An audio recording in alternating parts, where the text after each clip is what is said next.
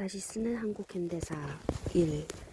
박세길 25번째 303페이지.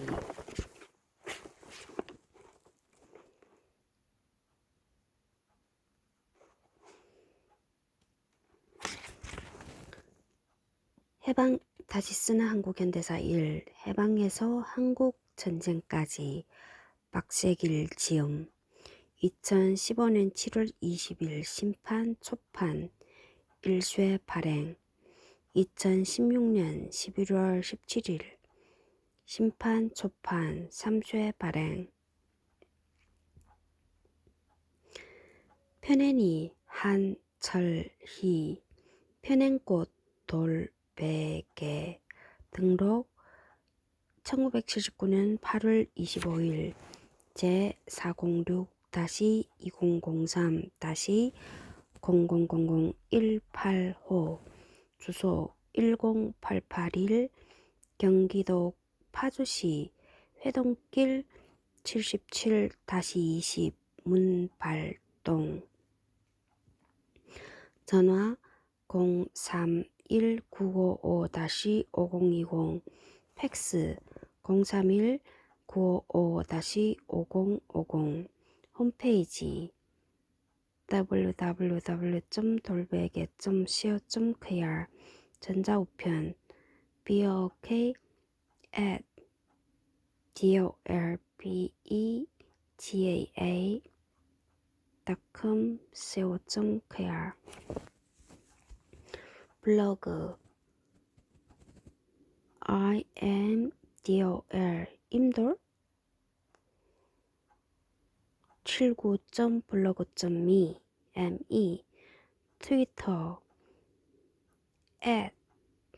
@dolbegae79 돌베개 79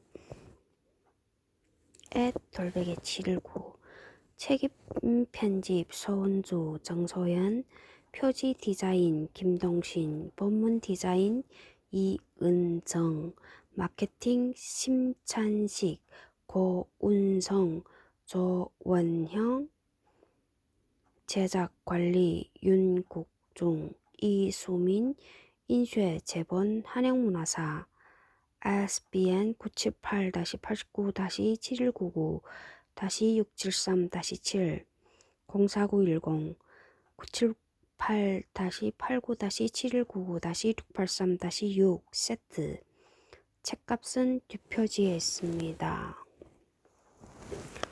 해방에서 한국전쟁까지 책값은 15,000원이네.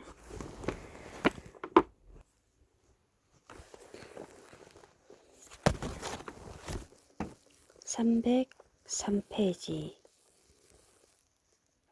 이상의 간략한 논의를 통해 우리는 두 가지 중요한 사항을 이끌어낼 수 있을 것이다.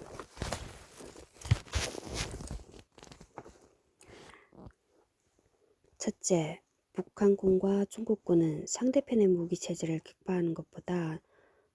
격파하는 것보다는 무기를 사용하는 사람을 무력하게 만드는 데 중점을 두었다. 아무리 성능이 우수한 장비라 하더라도 제대로 쓰이지 않으면 한낱 고철 덩어리에 불과하다. 그렇죠?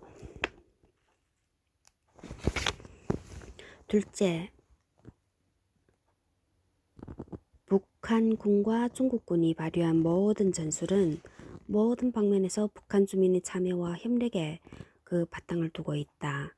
간단히 말해 중국군, 북한군, 정규군과 유격대를 모두 포함한 북한 주민은 혼연일체가 되어 총력전을 전개한 것이다.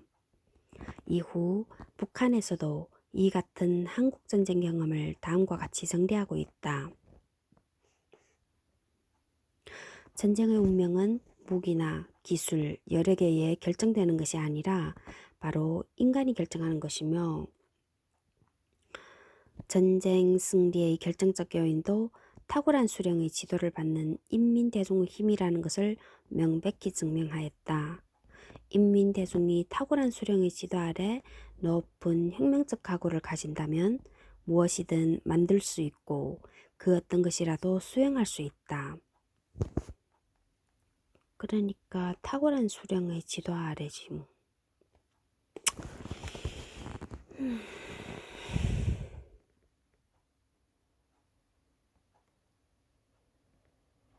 将军无能累死千军呐。55. 하수도 허쇼투 한백림 옮김 김일성 사상 비판 백두 1988 113쪽 제4장이다. 제4장 305페이지 모두 몇 페이지까지 있지? 386페이지까지 305페이지 제4장 심판대에 오른 양심 1. 다시 38선으로 몰살시키라. 1950년 11월 30일 미국의 트루먼 대통령은 한국 전선에서 미군의 패배를 시인하면서 원자 폭탄의 사용을 고려 중이고 그 권한이 메가더에게 주어졌다고 말했다. 1. 김병오 앞에 책 116쪽 116쪽이 많이 나오는 것 같네. 1950년 12월 조립되지 않은 폭탄들이 미군 항공모함으로 은밀히 운반되었다. 미군 비행기는 역시 원폭전에 대비한 비상계획의 일부로서 평양에 대한 모의 원폭 공습을 했다. 조지프 골든 앞의 책 23쪽 원자탄 사용에 대한 발언은 전 세계에 알려졌고 세계 각국에 엄청난 충격을 안겨주었다. 트루먼의 발언은 한마디로 미국은 중국과의 정면 대결을 각오하고 있으며 원자 폭탄을 통해 승패를 판가름내겠다라는 것으로 받아들여졌다. 그러나 미국의 이러한 계획은 전 세계 여론의 반대에 부딪혀 사실상 실현이 불가능한 상태로 접어들었다. 유일하게 이승만 정부를 제외하고는 세계 모든 나라의 정부와 국민이 한결같이 미국의 원자탄 사용에 대해 반대하고 나선 것이다. 심지어는 동맹국인 서유럽 국가들조차 미국이 중국과의 전쟁이 묶이게 됨으로써 자기들 나라의 방위에 허점이 생기지 않을까 우려한 나머지 미국의 계획에 대해 맹비난하기 시작했다. 결국 미국은 국제적 고립이라는 정치적 위기 앞에 굴복해 핵무기 사용을 포기할 수밖에 없었다. 12월 총퇴각과 함께 기세등등했던 미국이 한풀 꺾이는 순간이었다. 만약 미국이 애초의 의도대로 핵 공격을 감행했다면 이는 필연적으로 소련의 개입을 포함한 제3차 세계대전이 되었을 것이다. 그리고 그러한 모험이 설사 미국의 승리를 안겨주었다 하더라도 양대 진영의 격전장이 된 한반도는 완전히 폐허가 되고 우리 민족은 생존 자체가 부정되는 파멸적인 상황으로 내몰렸을 것이다. 종종 미국은 중국 본토뿐만 아니라 북한 가까이에 있는 개성 일대에 대한 핵 공격을 고려하기도 했는데 통상적인 핵의 위력에 비추어 볼 때 핵 참화를 입는 지역에는 북한뿐만 아니라 남한까지 포함된다. 이 새끼들 자기네 땅이 아니라고.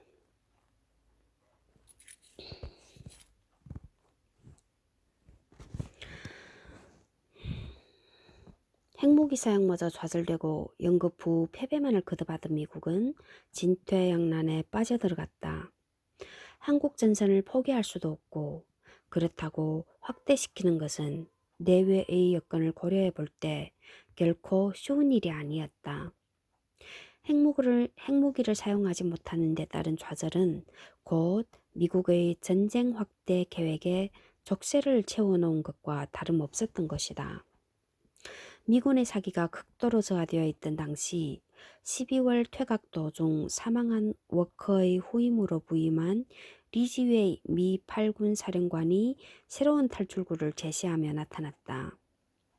리지웨이는 후퇴가 계속되는 와중에 상황을 타개할 수 있는 효과적인 작전 구상에 골몰했다.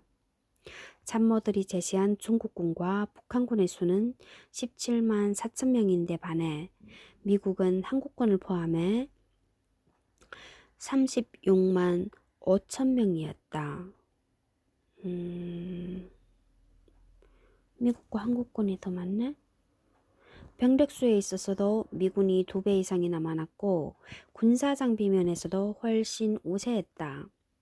무언가 이상함을 느낀 리지웨이는 즉시 적의 실정을 파악할 수 있는 탐색 공격을 전 전선에 걸쳐서 수행하라라고 명령했다. 탐색전 결과 상대편 병력은 별것이 아니라는 사실이 드러났다. 그동안 미군과 한국군은 북한군과 중국군의 교묘한 심리전에 농락당함으로써 일종의 후퇴병에 걸려 있었던 것이다. 교묘한 심리전에 농락당함으로써 3. 리지웨이는 당시의 미군과 한국군의 상황에 관해 다음과 같이 묘사했다. 여기 공기는 초조함, 불길한 예감, 불확실, 그리고 미래가 안고 있는 것에 대한 불안감으로 가득 차 있다. 우리 군인들이 모든 자신감을 잃었다는 것이 명백해졌다. 나는 그들의 눈에서, 걸음걸이에서 그러한 사실을 볼 수 있다. 하사관에서 제일 고참에까지 이르는 모든 지휘자들의 얼굴에서도 그것을 볼 수 있다. 그들은 질문에 대답을 하기 싫어했고 말하기조차 꺼려했다. 나는 그들에게 억지로 정보를 캐낼 수밖에 없었다. 군인들의 사기가 높을 때 볼 수 있는 민첩함과 진취성은 전혀 찾아볼 수 없었다. 조지프 골든 앞의 책 443부터 444쪽. 이 같은 상황을 타개하고 전세를 역전시키기 위해 리지웨이는 몇 가지 방책을 제시했다. 우선 극도로 저하된 미군과 한국군의 사기를 끌어올리기 위해 리지웨이는 몇몇 사단장급 고위장성을 해임시켰다. 동시에 명령을 거부한 채 후퇴를 감행하는 경우에는 총살을 불사한다고 강력한 조치를 발동했다. 이와 함께 북한군과 중국군의 전술에 대항할 수 있는 새로운 전법이 개발되어 있지 않는 것이 문제라고 판단하고 영토 확보를 위주로 하는 기존의 전투 형태에서 벗어나 상대편 병력을 최대한 살상시키는 것에 중점을 두는 이른바 멀살 작전, 킬러 작전을 전격 도입했다. 영토 확보를 위주해서 멀살 작전. 4. 리지웨이는 현재 상태에서 땅의 확보를 우선시하는 것은 중요하지 않다고 생각했다. 며칠 후면 중국군과 북한군이 야간 기습 등으로 도로 빼앗을 것이 분명했고 미군과 한국군은 이에 대처할 능력을 아직 지니지 못한 것으로 판단되었기 때문이다. 따라서 리지웨이가 보기에 유일한 해결책은 상대편의 병력을 최대한 감소시킴으로써 그들의 작전 능력 자체를 무의미하도록 만드는 것뿐이었다. 조지프 골든 앞의 책 443쪽 참조. 리지웨이 스스로가 빨갱이를 흰둥이로 만들 정도로 상대편에게 수뢰를 강요할 것을 요구한 이 작전은 주간 전투에서 미군과 한국군의 압도적인 화력의 우위를 최대한 활용해야 한다는 방침에 입각해 있었다. 멀살 작전과 병행해 리지웨이는 미군과 한국군의 횡적 연계성을 강화함으로써 북한군과 중국군이 후방 침투를 할 수 있는 틈바구니를 최대한 허용하지 않도록 조치했다. 즉, 들쑥 날쑥 제각기 진격을 하는 처음 북한에 진주했을 때처럼 진격을 하는 것이 아니라 동일한 선상에서 같은 속도로 움직이도록 한 것이다. 이 작전은 라운드업, 사냥 작전이라고 명명되었다. 이는 토끼머리 사냥을 연상하게 하면 쉽게 이해할 수 있을 것이다.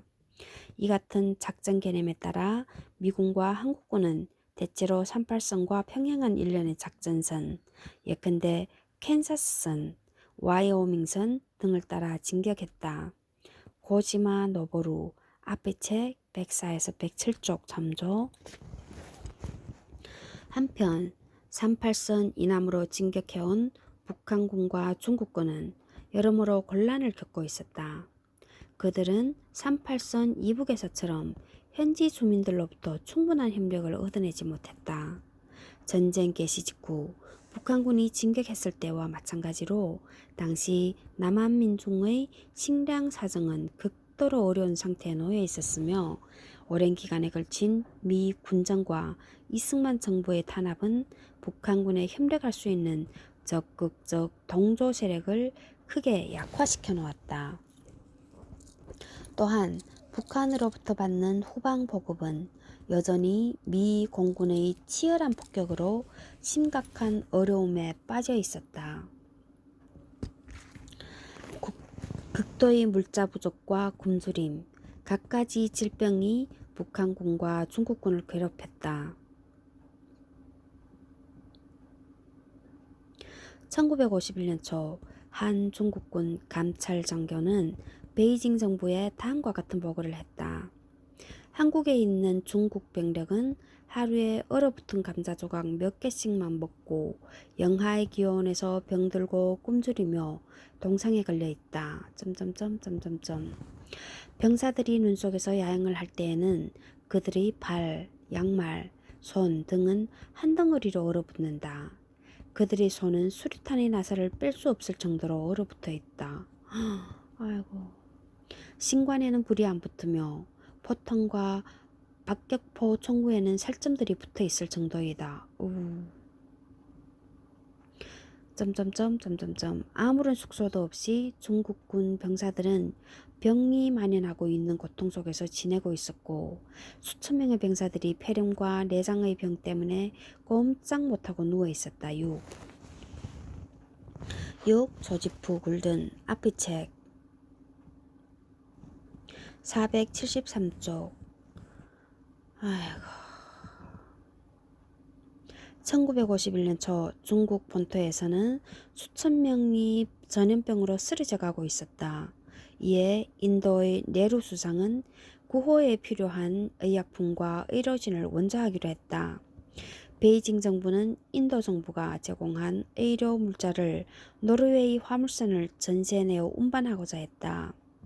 이 사실은 창설된 지 얼마 안 되는 미 중앙 정부에 쉽게 간파되고 말았다.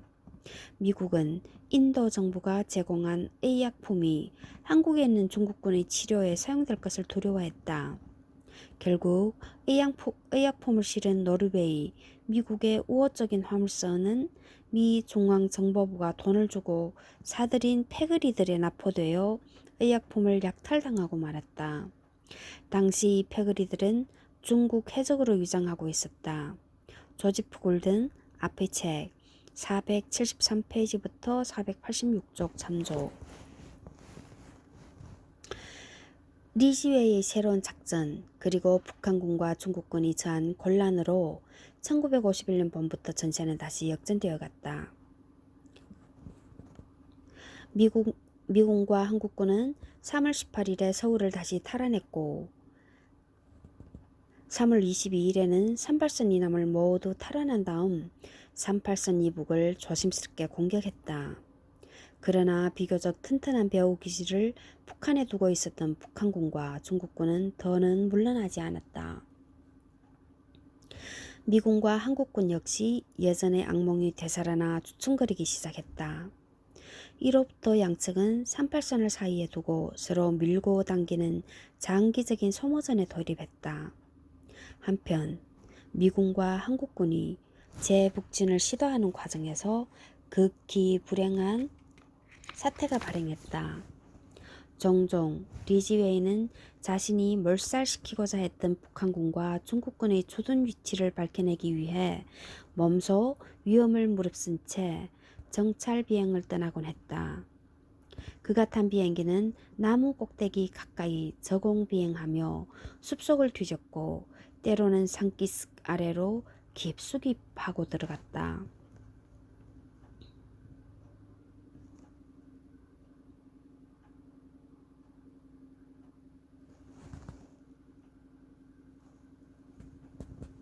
우리는 어떠한 움직이는 생물도, 모닥불연기도, 바퀴 자국도, 심지어는 다수의 군인이 있다는 것을 나타내는 눈자국도 발견하지 못했다. 리지웨이 7, 조지프 골든, 앞의 책 458쪽.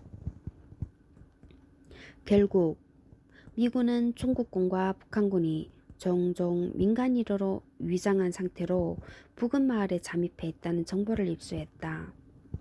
미군은 즉시 이들 마을에 대한 초토화 작전에 돌입했다. 적의 병력과 민간인을 조금도 구분하지 않았다. 적의 점령 지역 내에 있는 모든 마을은 적의 진영으로 간주되었다. 무방비 상태에 있던 수많은 마을이 미 공군기의 기습적인 네이팜탄 공격으로 순식간에 잿더미로 변했다. 8. 스톤 앞의 책 276, 277쪽 잠조. 1951년 1월 15일 런던 타임스는 원주 지역의 연합군은 초토화 작전을 추구하면서 22개 마을을 불태웠고 300개의 근처 더미에 방화했다라고 보도했다고. 유해책 276쪽. 같은 해 2월 4일이자 미 제5 공군 작전 개요는 F-80 공군기는 철원, 금촌, 춘천, 춘천리 근처의 마을 공격에서 탁월한 전파를 올렸다. 마을은 로켓, 네이팜탄뿐만 아니라 폭탄으로 강타당했다라고 언급했다. 10. 뉴욕타임스 1951년 2월 5일자 유해책 278쪽에서 재인용. 또한 24대의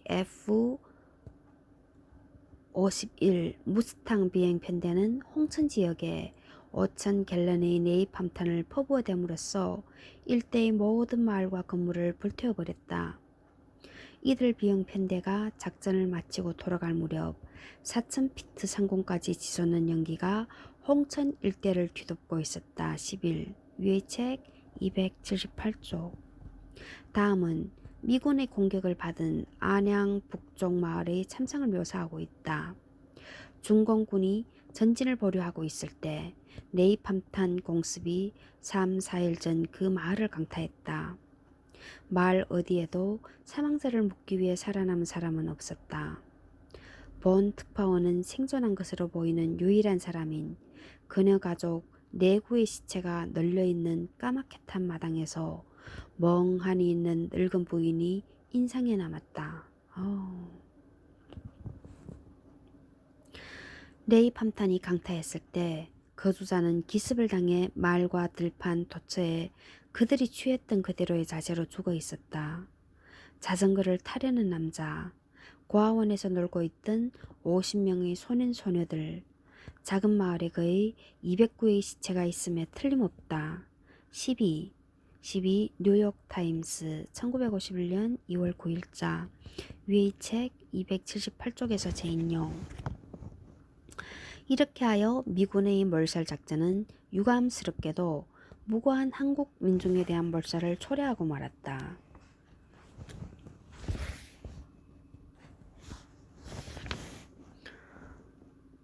전쟁 개시 이후 북한군의 후방 보급을 차단하기 위한 미 공군의 폭격으로 야기된 무차별적 파괴와 함께 이 같은 살상 행위는 남한 지역에서조차 미군의 위신을 크게 실추시켰다. 권위 있는 영국의 군사 출판물인 브레세이 영감은 1951년 판에서 다음과 같이 말하고 있다. 그 전쟁은 남한 사람들에 대한 고려 없이 수행되었다. 그리고 불행한 남한은 자유로워야 될 나라가 아니라 격전장으로 간주되었다. 결과적으로 전투는 정말 무자비했고 남한이 더 이상 국가로서 존재하지 않는다고 해도 과장이 아니었다. 말들은 파괴되었으며 생계수단의 많은 부분이 완전히 파괴되었다. 그리고 시민들은 자선에 의지하는 의욕을 잃은 대중으로 변모했다. 미군이 왜 싸워야 하는가에 대한 설명이 시도된 적이 거의 없다.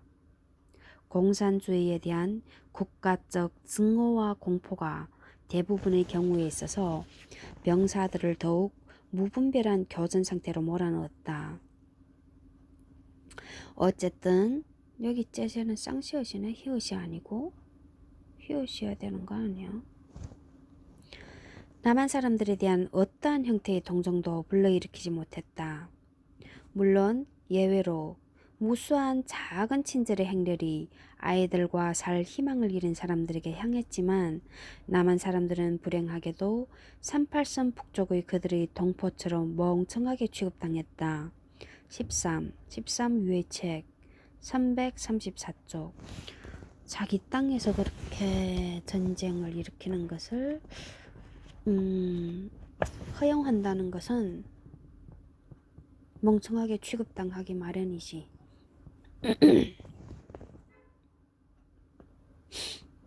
예를 들어서 우리 집에 장모모모와 이모모모가 와서 우리 집에서 싸워. 그럼 뭐 나를 멍청하게 봤으니까 그러는 거지. 이렇게 하여 극히 유감스러운 일이지만 미군은 오로지 공산 세력의 경멸이라는 목표에만 집착함으로써 남한 민중까지 자신의 적으로 삼는 자가당착적인 상황 속으로 빠져들고 말았다. 자가당착은 또 뭐야? 자가당착적인 상황. 自家当贼인가? 정말로? 그런 것 같다.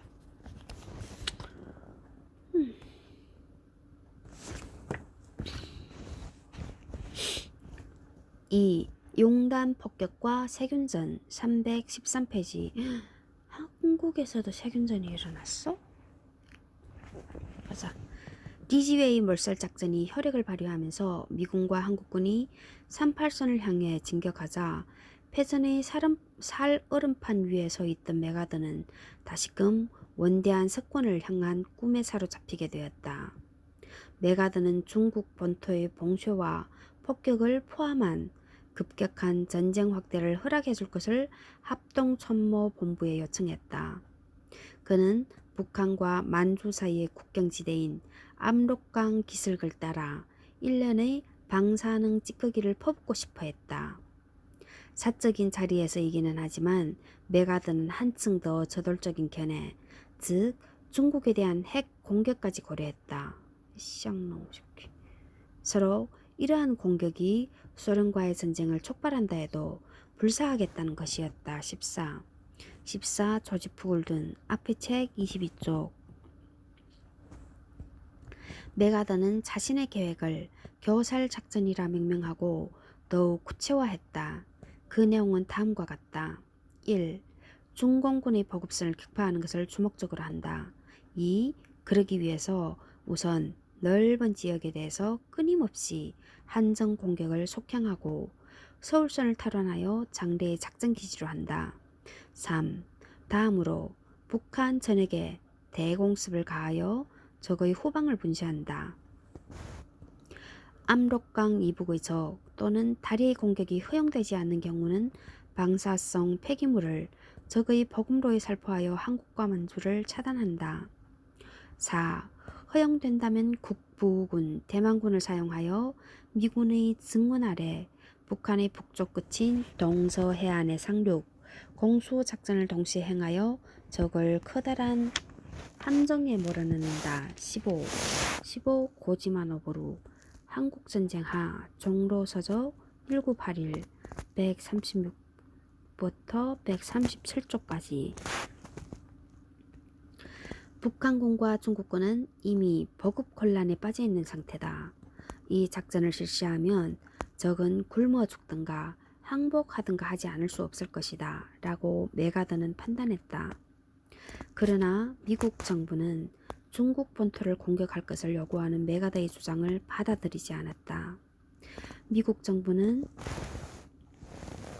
12월의 총 퇴각과 핵무기를 사용하지 못한 데서 온 좌절을 경험한 이후 휴전 협상을 고려하는 중이었다. 16. 앞으로 살펴보겠지만 미국이 휴전 협상을 고려하게 된 것은 휴전을 요구하는 국제 여론의 압력 때문이기도 했다. 이는 일종의 쓰라린 선택이기는 했지만 현실적으로 불가피한, 때로는 현명하기도 한 선택이었다. 이런 상황에서 제기된 메가더의 전쟁 확대 주장은 결국 메가더의 해임으로 일단락되고 말았다. 17. 해임됐구나. 17. 메가더는 그동안 미국과 한국 사회에서 상당한 신화적 영웅으로 취급되어 왔다. 그러나 메가더의 보좌관이었던 데이비스의 진술에 따르면 메가더는 언제나 성공에 대한 강박관념에 사로잡혀 있는 다분히 과대망상적인 기질의 소유자였다. 이러한 기질 때문에 메가더는 실패의 위협에 직면할 때마다 번번이 권총으로 자살해버리고 말겠다는 위협을 주위에 가하곤 했다. 또한 그는 여자에 대한 일종의 세디즘적인 측면도 지니고 있었는데 볼티모어의 창녀들과도 친해지고 싶다고 하면서 창녀들로 하여금 자신이 얼마나 위대한지를 찬양하도록 했으며 창녀들이 시시콜콜 엉겨들자 욕설을 내뱉거는 했다. 조지프 골든 앞의 책 19-21쪽 참조. 그러나 평화로 가는 길은 한없이 멀고도 험난한 것이었다. 미국의 입장에서 뚜렷한 성리를 거두지 못한 채 전쟁을 종결짓는다는 것은 세계 최강국의 체면을 크게 손상시키는 것에 다름 아니었다. 손상시키는 것이나 다름 아니었다 해야 되는 거 아니야?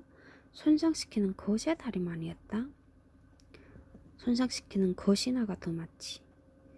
미국은 실추된 위신을 협상 테이블에서 보상받고 싶어 했다. 결국 미국은 최대한 유리한 협상 고지를 점령하기 위해 북한과 중국에 대해 끊임없는 위협과 압박을 병행해 나가기로 했다.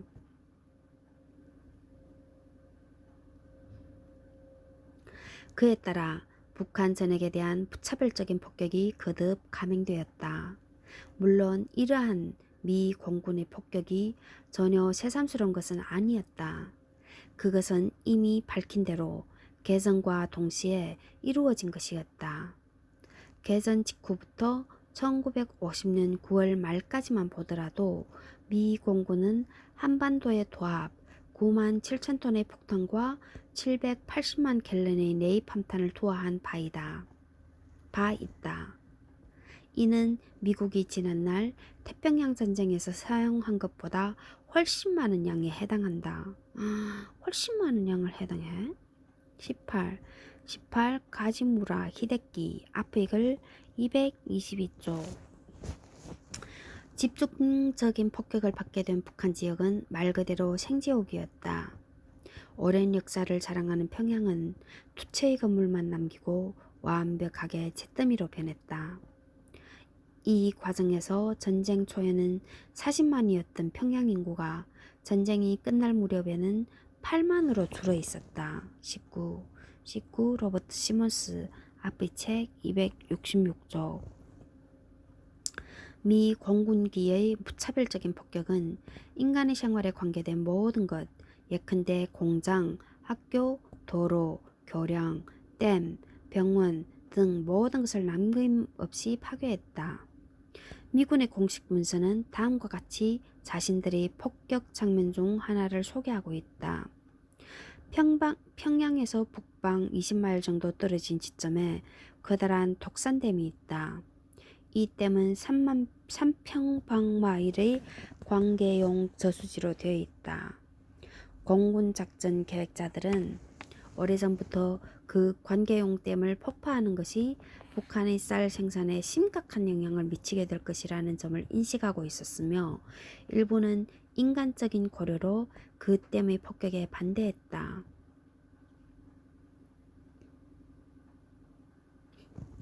뭐 인간적인 고려? 참 웃기네. 인간적인 고려라면 전쟁을 일으키지 말았어야 되지. 그러나 전쟁이 진전됨에 따라 더욱더 많은 양의 쌀이 군대로 공급되고 있다는 사실을 알게 되자 댐의 파괴를 반대하는 의견은 묵살되었다. 댐은 결국 폭격에 의해 파괴되었다.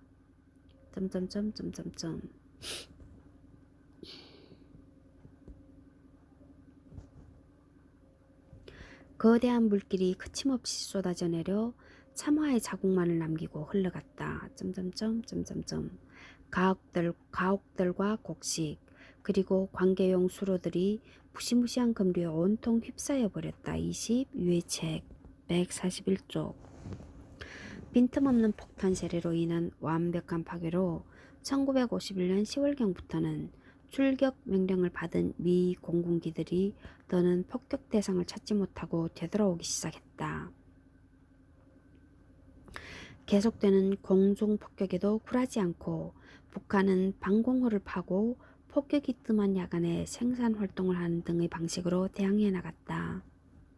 그러던 중 신설된 북한 비행장의 폭발을 목표로 100여 대의 호위 전투기를 동반하고 출격한 수십 대의 B-29 중폭격기가 북한과 중국의 항공기 150대의 공격을 받아 참패를 당하는 일이 발생했다. 개전 이래 천하무적을 자랑하던 미 공군기가 최초로 쓰라린 패배를 맛보게 된 것이다. 이로부터 미 공군의 위력은 급속히 약화되어 갔고 그에 따라 북한군과 중국군의 후방 공급을 저지하는 것은 불가능하게 되었다. 그러나 악몽의 시나리오는 여기서 그치지 않았다. 1952년 2월 22일 북한 묘무성은 미 공군이 북한에서 세균 병기를 사용하고 있다고 유엔에 항의했다. 북한은 세균을 지닌 다량의 곤충이 1952년 1월 28일 이래 북한 지역에 비행기로 살포되었다고 밝혔다. 또 3월 8일에 중국 외상 저울라에는 미국 비행기가 2월 29일 이래 중국의 화베이 지방과 동북부 지방에서 세균전을 일으키고 있다는 내용의 성명을 발표했다.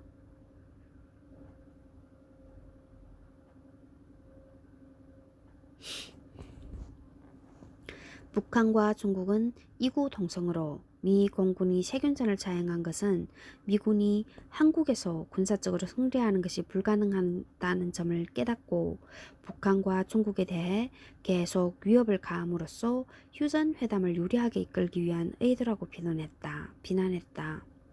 3월 14일에는 소련의 유엔 대표 말리크도 유엔 총회에서 북한에 동의하는 입장을 발표했다. 이에 대한 미국은 세균전 운운은 단순한 날조에 불과하며 북한과 화북의 전염병은 그 지역의 원시적 생활조건, 불결한 위생시설, 불충분한 의료의 결과라고 반박했다. 그로부터 얼마 후 미국의 과학자연맹에서 미국이 세균 병기를 개발해왔고 그 계획을 위한 자금을 계속 증액해온 것이 사실이다 라고 지적함으로써 세균전을 둘러싼 국제적 공방전은 더욱 세차게 달아올랐다. 드디어 1952년 6월 오슬로에서 개최된 세계 평화회의 집행위원회의 결정에 따라 7인의 중립적인 과학자로 구성된 국제과학조사단이 발족하게 되었다. 조사단은 7월 9일부터 2주간에 걸쳐 이 새끼들 이때도 이렇게 써먹었네. 중국의 동북지방을 조사하고 그 다음에는 압록강을 건너 북한으로 들어갔다. 거기서 8월 6일까지 조사를 하던 중 조사단은 미군의 공습을 받기도 했다. 참. 조사단은 북한과 만주에 걸친 오염지대에 흩어져 있는 여러가지 물고기, 풍뎅이, 거미, 벼룩, 모기, 쥐 등의 보균자를 연구했다. 이들은 이러한 보균자가 인간과 동물 모두에게 패스트, 장티푸스, 콜레라, 이질, 뇌염, 천연두를 감염시켰다는 증거를 발견했다. 상세하게 연구한 결과 이러한 곤충의 대부분은 엉뚱한 장소와 엉뚱한 시기에 발견되었다는 것이 밝혀졌다.